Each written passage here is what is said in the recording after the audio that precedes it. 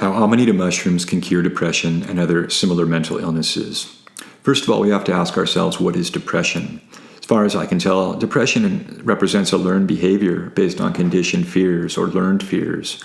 And while fear is necessary for survival, too much fear creates a pattern of thinking dominated by negative thoughts. The negative thinking is created by a person's expectation of failure. In a way, conditioned fear kind of works like a computer virus, corrupting a person's ability to think clearly, as well as distorting our perception so that incoming information is also misrepresented. So, how do you overcome fear when it's hardwired into your thinking? You need something to break up the pattern thinking in a way that the neurons can make new connections and create patterns in your brain that are different than the negative ones. You need an antivirus for the fear, and Amanita mushrooms might just be the antivirus our computer minds need. The psychoactive compound in Amanita mushrooms is muscimol. Muscimol acts like a neurotransmitter, gamma-aminobutyric acid, also known as GABA. It interacts with the GABA receptors in our own nervous system the way that the GABA does. And GABA is the brain's most abundant inhibitory or calming neurotransmitter. While GABA is known primarily for its ability to put you in a relaxed state, it actually plays a crucial role in regulating many aspects of mood, attention, cognition, and sleep.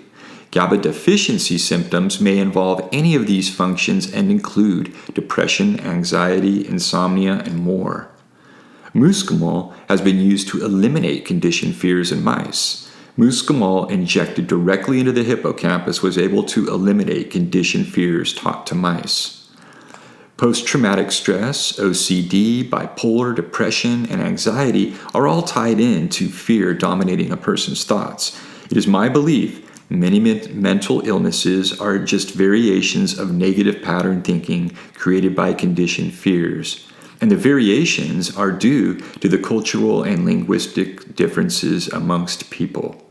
So, what if you could extinguish a person's conditioned fears? Could you end their depressive and anxious symptoms? I think so. Many people have anecdotal evidence of using mushrooms to cure their depression.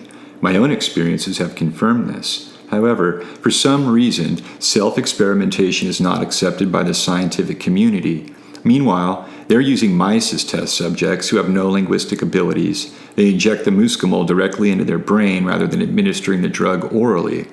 And through this process, I believe they understand the mechanism of how muscimol works, but they haven't applied it to people.